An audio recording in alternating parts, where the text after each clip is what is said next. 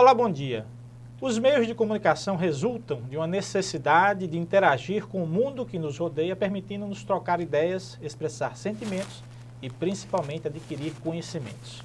A denominação comunicação pública surgiu para legitimar o processo comunicativo, diferente do modelo opressor praticado na ditadura. E para explicar essa forma de construção do espaço público, o Diálogo Plural de hoje vai conversar com Aline Lucena, que é professora doutora do Departamento de Comunicação da UFRN. E temos também a participação de Ana Cristina Araújo, que é da base do Sinteste RN, convidada pela direção do sindicato. Bom dia, professora. Bom dia. Bom dia. Professora, para a gente explicar para o nosso público o que seria, assim, rapidamente, mas claro que vai ser uma resposta muito complexa. Exatamente. Mas vamos tentar reduzir para que nosso público possa saber o que é comunicação pública. Nem tudo que a pessoa assiste nas TVs comuns, quer dizer, tudo é público, mas o que é a comunicação pública? Veja só, o Brasil, através do Código Brasileiro de Telecomunicações, que é de 1962, instaura no país e regulamenta a radiodifusão. Então, é preciso que todo mundo saiba que essa televisão que você assiste em casa, Globo, SBT, a TV Brasil, TV Universitária, as rádios, né, que você liga e tem acesso gratuito, você não precisa pagar, diferentemente da TV por assinatura. Então, esse tipo de serviço a gente chama de serviço público de comunicação. Da mesma forma que o Estado, ele regulamenta o serviço público de saúde, o serviço público de educação, né, transporte, ele regulamenta e administra o serviço público de comunicação. E o que é esse serviço público de comunicação? São justamente os canais de rádio e TV, né, as emissoras de rádios e os canais abertos de TV, né, que são canais e emissoras universais, né, ou deveriam ser universais, todo mundo, né, em cada cantinho desse país teria que ter acesso. De continuidade, significa que não pode ser tirado do ar. E, como é que se diz? A questão também de como o conteúdo desse serviço ele deve atender a prioridades educativas, culturais, a diversidade cultural do país. Então, e como isso é feito, né? Como é que, ora, o espectro eletromagnético, ele é limitado. Não dá para todo mundo ter um canal de televisão e todo mundo ter um canal, uma emissora de rádio. E aí o Estado, ele cria critérios para fazer essa distribuição. No caso do Brasil, pela Constituição de 88, nós teríamos que ter uma complementaridade, emissoras. O serviço público, ele deveria ser explorado pelas empresas privadas com fins lucrativos, que é o caso da Globo, do SBT, Rede TV, as emissoras que a gente conhece. Explorado pelo Estado, através de emissoras governamentais e emissoras públicas, e através de fundações, associações, que são empresas privadas sem fins lucrativos. O maior exemplo que temos é a TV Cultura, de São Paulo, que é uma concessão da Fundação Padre Anchieta. Infelizmente, no nosso país, a forma como esse sistema foi estruturado fez com que haja uma hegemonia, uma predominância do sistema privado, ou seja, empresas privadas com fins lucrativos administram o espectro de forma dominante. Mas essas empresas estão explorando e estão desenvolvendo um serviço público de comunicação. São as concessões. Exatamente, são as concessões chamadas concessões públicas. Então, para que todo mundo saiba, o canal da Globo não pertence à empresa Globo, nos pertence. Né? O SBT nos pertence. Então, inclusive as legislações e a própria Constituição brasileira, ela nos dá possibilidades de fiscalizar, monitorar, embora o Brasil esteja muito atrasado no que se refere à participação social na fiscalização, né, vamos dizer, no controle social desses serviços públicos de comunicação. A população, se tem, por exemplo, um hospital que não funciona bem, um hospital público, a população vai para as ruas, vai para a frente do hospital. Na educação, do transporte, também. Só que não há uma cultura no Brasil de se fazer isso com os serviços públicos de comunicação. Melhorar o sistema de comunicação. Exatamente. Todo mundo só sente e assiste, ninguém protesta. Ninguém protesta. E, na verdade, existem poucos mecanismos legais para que a população possa participar, poucos espaços. Quem já ouviu falar de uma audiência pública para discutir a renovação de uma concessão pública? A concessão pública de TV é só de 15 anos. A concessão pública de rádio é de 10 anos. A Globo está completando 50 anos. E ninguém escuta falar como se faz a renovação, quem faz, como se deu o processo. Se faz no Congresso Nacional. Só que ninguém sabe quando O Congresso que a gente vê como está hoje, então a situação já se sabe como é. Cristina. Então, pelo que eu entendi, a comunicação pública passou a ter alguns donos, né? E como é que foi essa grande descoberta deles para se aproveitar dessa comunicação? Ora, comunicação é poder, né? Você ter uma emissora de televisão ou um canal de televisão, uma emissora de rádio que se comunica diariamente, cotidianamente com milhões de pessoas, você está formando mentes, você está contribuindo com a construção de uma identidade, com a construção de valores, no quarto poder, de visão de mundo, exatamente. Agora, vem acontecendo em toda a América Latina, do final da década de 90 para cá. Na verdade, a América Latina ela tem sido um exemplo para o mundo de um fortalecimento dos canais públicos. Em que sentido? Novas concessões estão sendo distribuídas em vários países no sentido de terem canais que possam realmente ser um espaço de participação popular, né, um espaço diverso, um espaço do contraditório, porque, infelizmente, o privilégio de ter uma mídia privada, um serviço público de comunicação nas mãos da iniciativa privada, não é um privilégio, infelizmente, do Brasil.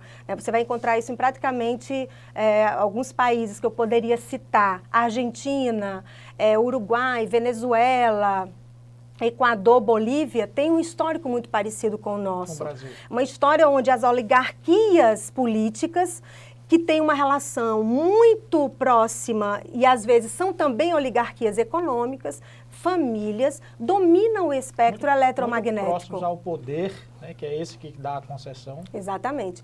Então, mas isso de alguma forma está se revertendo e um dos caminhos é uma reforma nas legislações. A própria Organização dos Estados Americanos, através da Comissão Interamericana de Direitos Humanos, através da Relatoria da Liberdade de Expressão, considera que o fortalecimento das mídias públicas, por exemplo, o fortalecimento de TVs e rádios universitárias, o fortalecimento de TVs educativas, o fortalecimento de rádios comunitárias, por exemplo, de canais como a TV Cultura de São Paulo, como a TV Brasil, né?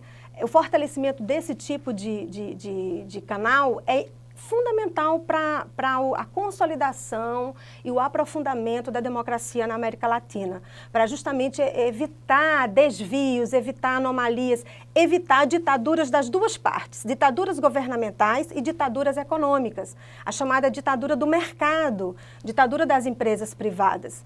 Então, hoje, pesquisadores, sobretudo da América Latina, identificam, por exemplo, a experiência da TV Brasil, da Empresa Brasil de Comunicação e seus canais, o seu canal de televisão, que é a TV Brasil, as suas emissoras de rádio, os portais na internet, como um exemplo interessante de canal público. Agora, precisamos caminhar muito. Ainda há muito o que fazer. Recentemente, há uns 2 meses atrás, a TV Brasil fez um seminário sobre o modelo institucional da EBC, para justamente discutir a autonomia, né? O máximo de desvinculação com os governos, porque há uma diferença, é importante que a gente coloque, entre o canal governamental e o canal público. Professora, eu peço só licencinha para a senhora explicar isso no próximo bloco, okay. Porque esse nosso primeiro bloco já esgotou, nós voltamos daqui a 30 segundos, continue aí.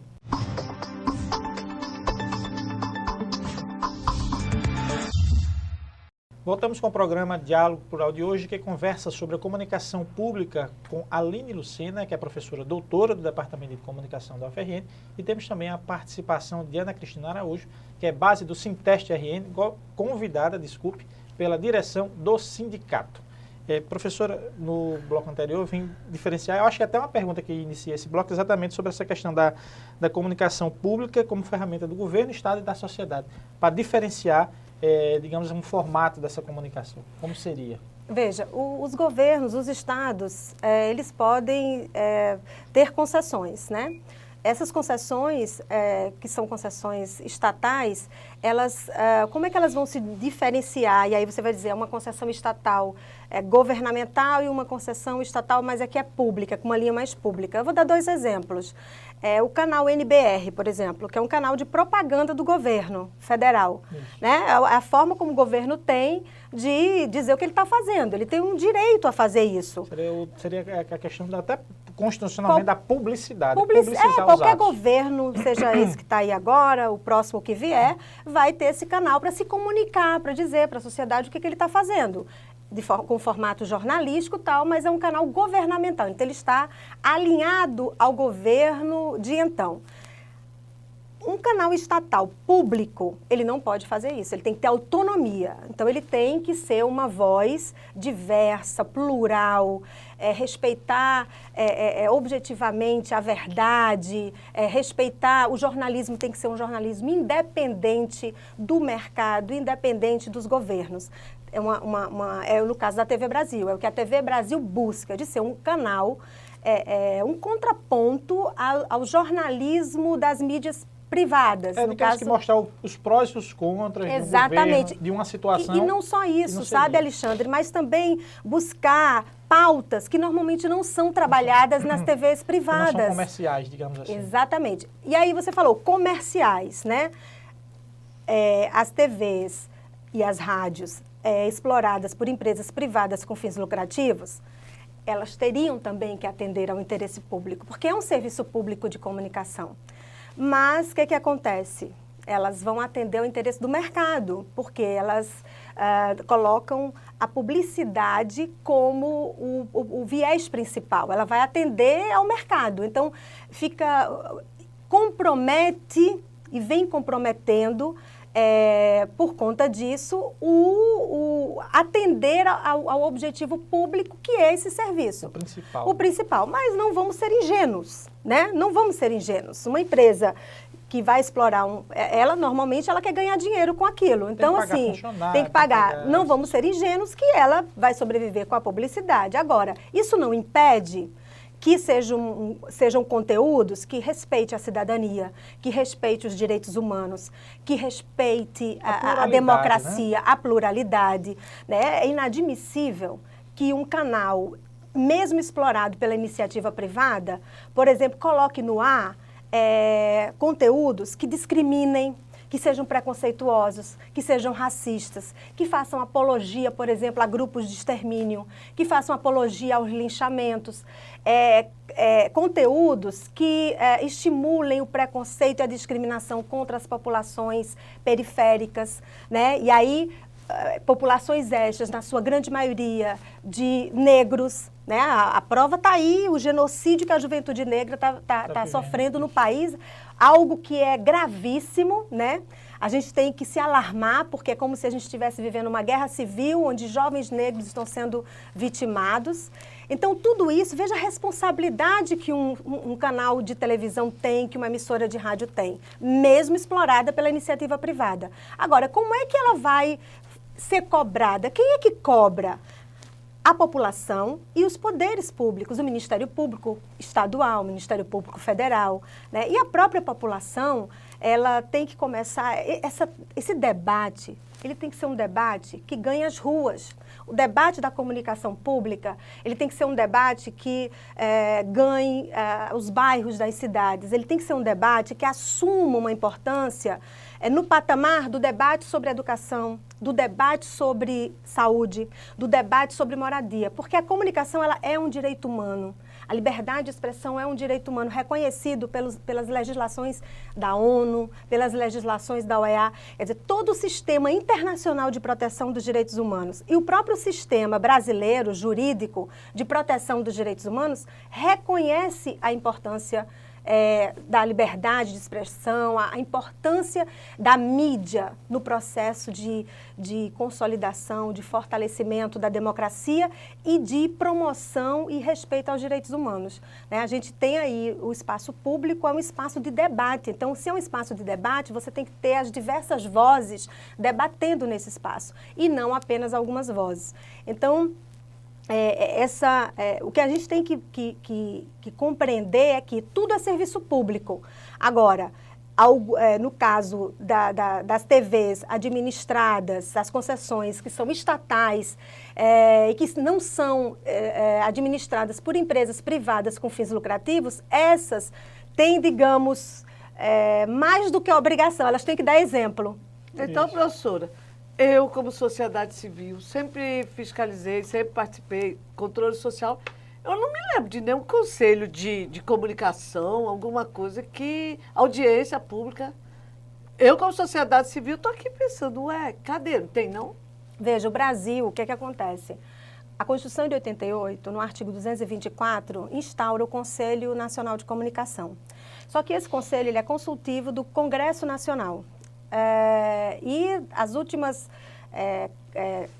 a forma como esse conselho ele está construído hoje, ele é muito criticado pelos movimentos sociais que lutam pela democratização da comunicação, porque não há nenhum tipo de... As indicações feitas para os membros do Conselho não são indicações da sociedade civil. Né? Na verdade, a última construção desse Conselho é lá mesmo no Congresso Nacional, os deputados e senadores. A população não sabe, e ele é consultivo, e a população não tem acesso. Ele é consultivo do Congresso Nacional. Agora, a Conferência Nacional de Comunicação, que foi realizada em 2009, e que aprovou mais de 600 propostas, uma conferência de direitos, que discutiu a comunicação pública, discutiu a democratização da mídia, uma conferência consultiva, mas que apresenta agora como resultado um projeto de lei de iniciativa popular chamada PLIP da Mídia Democrática, que é um projeto de lei, iniciativa da sociedade civil brasileira, dos movimentos sociais brasileiros. Esse projeto de lei está tentando conseguir assinaturas, ele precisa de mais de 1 milhão de assinaturas. É popular, né? Para poder chegar ao Congresso e ser apresentado. E nesse projeto, uma das propostas, um dos artigos é justamente a criação de conselhos de comunicação social nos municípios, nos estados. Porque aí você viu a televisão, viu alguma coisa que você não gostou, que você acha que é extremamente violador, você não só apenas vai denunciar o Ministério Público, porque você pode hoje assistir alguma coisa na televisão, denuncia o Ministério Público do seu estado, que ele vai encaminhar ao Ministério Público Federal. É o caminho hoje que nós podemos fazer. Mas com conselhos, da mesma forma que existem os conselhos de saúde, de educação, de direitos humanos, escolar. Exatamente, você ter conselhos de comunicação para justamente a população poder dialogar com as emissoras, dialogar com as TVs, com as rádios. Isso, gente, Ser a voz do povo. Isso não é censura, isso é controle social, da mesma forma que é o controle da saúde, da educação. E censura é quando você proíbe as coisas de irem ao ar. Isso não é censura, isso é uma responsabilização posterior. Se você colocou um conteúdo no ar, que é um conteúdo racista, racismo é crime no Brasil, você tem que ser responsabilizado por isso. O problema é que as mídias privadas, né, os serviços de comunicação administrados pela iniciativa privada, eles acham que estão acima do bem e do mal. Então, falou em regulamentação, em modificar a legislação, eles já falam que é censura.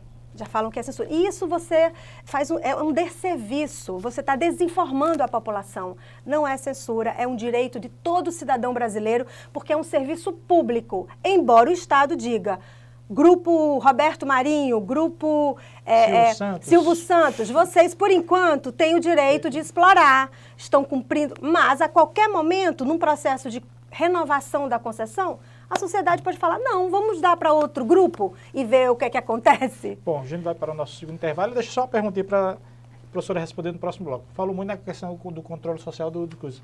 Mas será que a população está educada para fazer isso? A professora responde isso daqui a 30 segundos. Nós voltamos já já.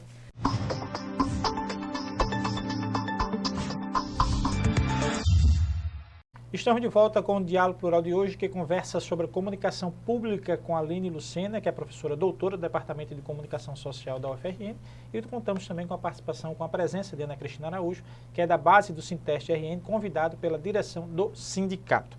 Professora, no bloco anterior, vem falando sobre a questão da formação de conselhos municipais para que se possa interagir com as empresas e exigir, digamos, uma programação de qualidade. Mas as pessoas estão preparadas para a formação desses conselhos? Eu acho que tudo tem que ter é um processo, né? Hoje, a temática da democratização da comunicação pública, embora, como eu falei no início do programa, ela ainda não seja uma temática tão popular como a questão da educação da saúde, mas a juventude, por exemplo, os movimentos sociais da juventude estão discutindo, os movimentos que lutam por teto nos estados, nas capitais estão discutindo, os movimentos que trabalham com os direitos humanos das mulheres, os movimentos sociais que discutem a questão da criança e do adolescente. Então, a questão da comunicação pública e da comunicação como direito humano, essas questões estão como pautas nos movimentos sociais, né? Então, eu acho que a gente já avançou muito. Então, é possível, sim, hoje, no Brasil, você ter conselhos municipais, estaduais e o Conselho Federal de Comunicação ser um conselho. E esses conselhos precisam ser deliberativos, precisam ser conselhos de direitos, respeitando a comunicação como direito humano. E tudo isso é um processo, é um aprendizado, né? A gente vem aí desde a Constituição de 88, que permitiu a participação social na construção e na fiscalização de políticas públicas. Então, a gente vem aí num caminhar, né, nessa experiência que é viver no Estado Democrático de Direito, que não é fácil, né? O Estado Democrático de Direito, ele exige a participação de todos e todas, ele demanda diversidade cultural, ele demanda respeito à cultura regional, à cultura local, ele exige isso, né? E participação requer debate, né? Participação requer conflito às vezes, mas não significa, muitas das vezes o conflito ele é melhor do que o consenso imposto, o consenso vertical, né? Então, acho que é possível sim, hoje, por exemplo, as conferências estaduais de direitos humanos, elas estão trazendo agora, esse ano, como um dos eixos temáticos, a questão da mídia, da liberdade de expressão, da comunicação como direito humano. E a discussão dos conselhos está presente, porque é a forma que a população vai ter de participar, de fiscalizar as políticas públicas de comunicação, de propor novas políticas, né, e fiscalizar um serviço que é público, embora administrado pela iniciativa privada e pelo Estado, né? Interessante, por exemplo, hoje a TV Brasil, que é o nosso principal canal público, já tem várias ferramentas onde a população pode participar. Tem uma ouvidoria, o Laurindo Leal, professor da USP, aposentado e apresentador do programa Ver TV, ele veio aqui na UFRN no mês passado, porque nós realizamos um seminário sobre comunicação pública para debater justamente, né, como a TV universitária e a rádio universitária podem, a cada dia, melhorar e ser potencialmente um canal público aqui no Rio Grande do Norte, uma emissora de rádio pública no Rio Grande do Norte. E ele foi ouvidor da EBC e ele disse que recebia cartas escritas à mão de espectadores da Amazônia, que assistiam à TV Brasil, que estavam ali dando sugestões. Então, as pessoas querem participar, as pessoas têm vontade de participar. E hoje a TV Brasil tem uma experiência que é o Conselho Curador, que é formado por 22 pessoas, 15 pessoas são da sociedade civil, eleitas pelos movimentos sociais, e a presidenta da República vai lá e acata, outorga. Então, é uma experiência onde a população, de alguma forma representada por essas pessoas que são eleitas por esses movimentos sociais, vão lá e discutir, debater a qualidade da programação, a gestão, o financiamento, né, e cada vez mais buscar a independência e a autonomia do governo. Então, eu acho que é possível e a gente está eu acredito que o caminho, embora a gente esteja vivendo um momento muito de alguns retrocessos, né? O nosso Congresso Nacional é extremamente conservador, mas eu acredito que temos como reverter isso e continuar nesse caminho de fortalecimento das mídias públicas. Um outro grande avanço, no último Intercom, que é o Congresso Nacional de Comunicação Social, professores e estudantes lançaram uma campanha, Disciplina de Comunicação Pública, uma campanha nacional, fomentando que os departamentos de comunicação social de todas as universidades públicas brasileiras e privadas insiram nos seus currículos, dos seus cursos de jornalismo, de publicidade, de radialismo, de audiovisual, de cinema, a disciplina de comunicação pública. Precisamos preparar profissionais para trabalhar nas mídias públicas. Cristina. Professor, agora vamos para casa. E aqui na UFRN, nós temos a TVU. Você acha que a população participa da TVU? Será que ela é um bom exemplo de comunicação pública? Olha, infelizmente, eu acho que os canais hoje, eles não são... acho que não há não é fácil hoje a população do Rio Grande do Norte participar, né? Mas eu acredito que nós estamos caminhando para isso, né? Há todo o empenho da comunidade acadêmica no que se refere a debater a TV universitária, a rádio universitária e buscar justamente uma gestão independente, né?